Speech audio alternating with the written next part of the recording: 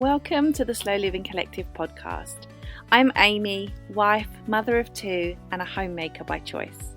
Around here, slow living isn't a trend or an aesthetic, it's a lived seasonal rhythm, and it's a gentle revolution. In these episodes, I share reflections on living at a human pace, tending to our small home, growing food on a balcony and at the allotment, and finding joy in the ordinary days. This is a space to question default, to step out of the rush and to choose a quieter, more intentional way of living. If you're ready to join the unhurried revolution, then you're in the right place.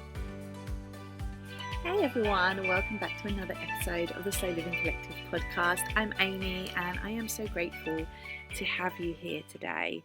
We are getting through this season of the podcast and I am really enjoying it. I'm really enjoying the new format. I really enjoy how much I get to engage on like a much deeper level because I don't feel spread so thin, and that's ultimately the main thing, right? That's why we create these things, so that we can actually live the life that we want to live. And yeah, it's been really eye-opening to me actually, because when I dived into the new format at sort of like the back end of 2025, I wasn't really sure how it would work because I'd obviously gone from like a very solid week in, week out kind of schedule, and then that works until it doesn't. And like I've said previously, like the whole point of this thing is that we are finding space in our ordinary lives to slow down and feel more at ease in a very, very busy world. And if I can't do that because I'm here on the podcast or writing for Substack or creating something for Instagram, if I can't take the breaks and I'm burning out and I'm telling you, like, oh, you just, do these things and you won't burn out, it's a massive contradiction. So I'm glad when I started to feel a bit different in my body about the way I was showing up. I wasn't burning out, but I knew that if I continued at the same pace, it could very easily fall into that kind of arena, I guess. So I'm really glad that I noticed it and stepped back when I did.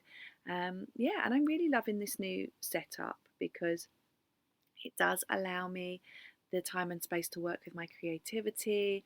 My ADHD brain is never going to be able to function like in a 9 to 5 kind of capacity.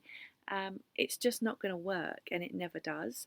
And one of the things that I've found really nourishing for my brain in this whole process is that I work really, really well by just going with it when it happens, and who knows when it's going to happen. That's the main thing. Who knows when the creativity is going to strike. So like I said this in a previous episode, like I batch create, and so I will pump out an entire season of the podcast in 1 to 2 days, and then it will serve me for months and months and months, because I am sitting here recording this now on the 5th of January 2026. This this episode is going to be one of the later episodes in the current series. It's probably like April, May time by the time this is airing. I did this work months ago, and I will have set it all up. I'm talking projecting onto future me right now, but I know how I work, and I will have recorded this episode, and then I will finish the series, and then I will create all of the show notes, like the essays that I place with my podcast episodes. I will put those together and they will be scheduled, and then they are just running. So while I'm obviously keeping an eye on them and I know where I am every week, what's coming, and I'm doing like a little bit of like light work, the bulk of my work is being done now, because now is where I feel like the energy, which is strange on January the 5th, but yeah, that's just how it works for me. And I just wanted to put that forward before the beginning of the episode because I'm really finding it so helpful, and it's given me so much space. Like when I look ahead now to this year, what I'm hopeful for is that I am in a place where I am able to create when I feel creative and take time off around that. I show up very intentionally on the two platforms that I'm on. I only exist in two places. Very conscious decision. That is on Substack and that is on Instagram. There is nowhere else that I am. And, I've tried things like TikTok and, it's fine. Of course, it's fine. Like, it's not too dissimilar from Instagram, right? But my brain feeds on dopamine, and I have to be really mindful about where I'm getting my dopamine hits from because otherwise it can just take over. So yeah, I'm just, trying things, and I hope this proves, I'm not perfect either, and I'm still ebbing and flowing and trying to find ways that I can exist and curate the kind of slow, simple, seasonal life that I talk to you guys about. And today I kind of want to dive into about that ordinary life and about letting life be really, really ordinary. And I want to start by saying something that I think can sometimes feel strangely radical in the world that we're living in. And that is that I am letting my life be ordinary. And that's not because I've given up or settled with it or it's my consolation prize. It's actually something I'm choosing deliberately and with care and attention to myself. Because I think for a long time, ordinary has been framed as the thing you were meant to escape, the thing that you went above, that you transcended. And the whole idea was that your life was supposed to be bigger and brighter and more remarkable. And I think somewhere along the way, many of us absorbed the idea that if our lives felt quiet or repetitive or small, then we must be doing something wrong, or that we hadn't unlocked our potential yet, and that the real version of our life was still waiting. There's still time, and there is still time. There's still time to do all the things you want to do, but it's about the ordinary is fine, and I truly, truly believe that because for me, letting my life be more ordinary has been an incredible act of unlearning. And that's unlearning the belief that meaning has to be earned through being exceptional, or that visibility equals value, or that pressure to constantly upgrade or justify the shape of our days is just a pressure put on us by society. And so I truly believe that an ordinary life is where most of actual life actually happens. It's where our relationships are formed, where our children grow, where our bodies get to age, where the care we have for ourselves is practiced again and again and again. It's those small moments, those quiet moments, and I always come back to it, and I hope that it comes through in what I'm saying, that you can have a busy life. You can have a very, very busy life. You can have things like a 9 to 5. You can have children in school, school runs, extracurricular activities. You could have family that needs you, caring needs. You could be neurodivergent. So many different things that equate to a very busy life. And I think most of us do have a very busy life. And it's what I always hope that I get across well is that there can still be slowness in a busy life. It doesn't mean looking at your life and saying, well, actually, I have a 9 to 5, so I have to be out the door at 7:30. That's not very slow. And when I look at Amy, she's not out the door at 7:30. And no, I am not out the door at 7:30. But I also live a different life from you, who lives a different life from the next person and the next person and the next person. And we have to do the things we have to do. There are non-negotiables. I have made a decision to home educate my children. That's why I'm not out the door at 7:30. And but there are swings and roundabouts with all of these things. There are sacrifices that we have to make differently. You know, if there were two of us on the income, so what I'm trying to say is, you know, my husband's income is, you know, a PAYE income, I have a self-employed income. If we both had the level of my husband's income, we would live a very different life. But we don't, because we have chosen to home educate our children. We have chosen to set our life up in a certain way. And, you know, it's currently not possible for me to work to the extent that would match that income. And that's fine. Like, that's a decision that we've made. And I think I spoke about in my small home podcast episode that actually, you know, there are so many reasons why we wouldn't want to move, and one of them being that we wouldn't want to take on the additional finances because we have a life that feels comfortable to us.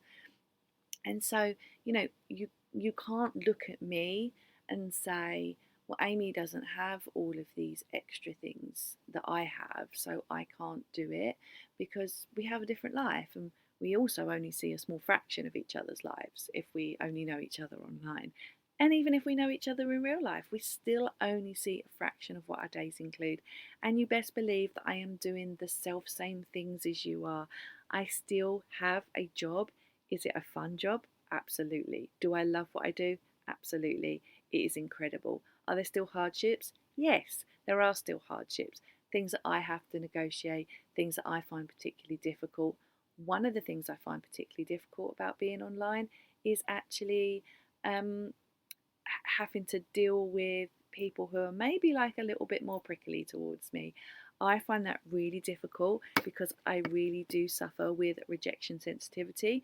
And so, yeah, that's difficult for me. And, you know, one prickly comment immediately makes me throw up my hands and go, oh, why am I doing this? Why am I putting myself through this? What's the point? Like, but I do love it. I do love it. And it's a very important part of my life. Like, creating has always been a very big part of my life. And so it's just about looking and realizing that we are all different, but slowness and elements of slowness and some of the theories behind slowing down, some of the things you can do, it will look different to everybody. We're not all interested in the same things. Not everybody wants to stand in the kitchen and bake sourdough with their hands to, you know, have a bit of time. Some people don't have time for that, and that's fine. You didn't have to bake sourdough. I don't really bake sourdough that often, you know. So it's going to look different to everyone, and that's why I'm not here to stand and teach you or sit and teach you. I'm sitting, I'm not standing. I'm not here to teach you. I'm here to give you some ideas, give you some insights that I have, things that I have found that works along the way. If it doesn't work for you, as with anything, just disregard it. You only ever have to take what is relevant to you. But I think the important thing is that, you know, we have just been conditioned to see slowness or simplicity or ordinary as really insufficient. And when that happens, we stop being present inside our ordinary lives, because we always live ever so slightly ahead of ourselves, always pointed towards the next season, the next version, the next shift that's finally going to make things feel worthwhile. And I think that constant forward lean is exhausting, and I think it really fractures our attention, and it pulls us out of our bodies where we are and out of the moment that we're actually living in. Now, I have this sort of very push-pull feeling about presence, like, you know, particularly in like parenting circles, right? You're always told like you need to be more present with your children, and I get it, I do get it, but at the same time, I feel like it's another layer of pressure. Like, am I being present enough? Like, it's been a busy day and I've taken them here, there, everywhere. You know, we've done this learning, we've done that learning, we've gone to this class, we've done this extracurricular. I'm tired. I just want to sit down and disengage, because if I don't disengage, then I'm going to get overwhelmed and overstimulated, and then it's going to be no good for anyone. You can't be present all the time. And it's really important that I think you don't try to be, because I think it's an extra layer of stress that you just don't need. But that feeds back in nicely to letting life be ordinary, because it lets go of the idea that every day needs to be meaningful in some sort of dramatic way, and just releases the expectation that life should feel good all the time, or purposeful all the time, or it should always be aesthetically pleasing all the time. It means allowing your days to be repetitive, messy, unfinished, boring, for want of a better word, but still worthy of respect, because we only have one life. We only have this day, without wanting to sound too preachy. Now, I think there's sort of like this quiet dignity in the ordinary and in ordinary routines, in making the same meals, washing the same clothes, although laundry is my absolute bugbear. When I finish recording this podcast series, I'm going to finish the last few episodes. I have some serious laundry that I need to tackle, and it's not my work that's holding it up. It's just, I don't know, me and laundry. We're not friends. One area that I struggle with. But yeah, you know, it's, tending to the same small responsibilities day after day, not because they're particularly exciting, but because they sustain us and they sustain our lives. And these are all the different threads that hold our life together. And I think sometimes that's where slow living gets a bit misunderstood, because you can go and check slow living online and it's all very beige and romanticizing your life. And I don't think it's necessarily about that. It's certainly not beige. Not my house is not beige. A very conscious decision to be colourful in our house. And, that's, again, just another choice. Another choice. If you like your house beige, there's nothing wrong with that. Nobody should have an impact on your life that isn't living it. It doesn't matter. But, what I've noticed is that it's not about romanticizing life or turning everything into a moment that's worth photographing. It's actually about staying present when nothing remarkable is happening, and resisting the urge to just constantly improve. I think we always just sort of feel that. And I think the thing as well is that, when we allow our lives to be ordinary, we let our nervous system settle and there is less pressure to perform, to document, to keep up, and there's just more room to simply live and to notice what is already here instead of searching for something that we think is missing. And this doesn't mean that we've lost ambition or curiosity or creativity. It just means that we're no longer fueled by restlessness and dissatisfaction, and our ambition, curiosity, and creativity are no longer fueled by restlessness or dissatisfaction. They're actually grounded in a life that already feels enough.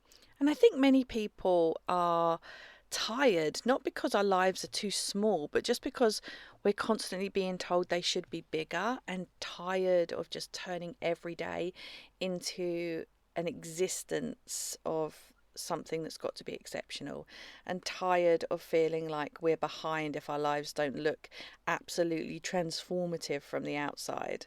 And I like to think that just letting life be ordinary is a refusal of all of that pressure, because that pressure is just another thing, another trend, another thing placed on us by society. And one of the things that I try my hardest just not to be a part of, and it's not easy, you have to constantly unlearn every day and remind yourself and tell yourself, but it is possible. And instead, it's choosing to measure life by how inhabitable it feels for you rather than how impressive it looks for everybody else. And, allowing those seasons of quiet and not treating them as a problem to solve. Living seasonally is, I always say, one of the best things you can do. When you can honour how you feel and how the ebbs and flows of the year goes, it makes living just a little easier, I think. And when it's the middle of winter and you feel tired and lethargic and I feel like I'm ugh, you know that feeling. um when you honour that and understand that actually, yeah, I'm actually not going to be, at full peak in December, January and February. It's just not going to happen. I am not going to feel the same way I do in June, July and August. It's normal. There are so many factors, just the amount of daylight for one. And, it's just allowing those seasons to just become part of who you are, and not become part of who you are. They are already part of who you are. It's just that, modern society has done its best to tear us away from those things. And so it's just a return to that. It's not a radical idea. It's almost like of course, that's what happens, of course. And I remember doing a podcast episode with Bethan. She actually runs yoga retreats, and she has a really great thriving business, and she is based in Skipton. And she has a wonderful yoga and mindfulness, meditation, slow living. She runs retreats. She has a wonderful business, and we were talking on this podcast. I will try and link the show in the show notes, which you can find over on Substack. And yes, we were just talking about a lot of things, like living seasonally and slowly, and that's when we were talking, and we were like, of course, it makes so much sense when you think about it, and it makes you go, well, yeah, of course.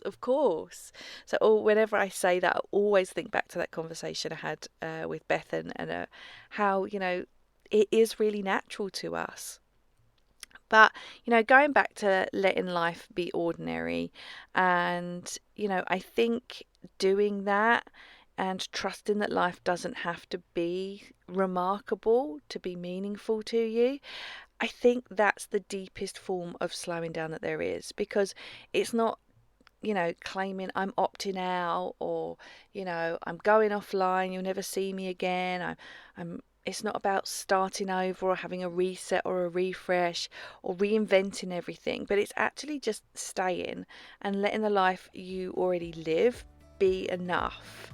And just being enough is enough. I hope that episode is helpful for you and helps you see that actually there can be a lot of joy in the ordinary, and that's certainly something that I've put front and center in my life, and something I am going to keep going with this year, that actually ordinary life is perfect, and that's what we should be striving for, not more pressure. So like I said, hope that was helpful. If you want to check out the show notes, or just come find me over on Substack, you can find me at theslowlivingcollective.substack.com. You can find me, as always, over on Instagram as well, which is at The Slow Living Collective. And until next time, I will catch you in the next episode.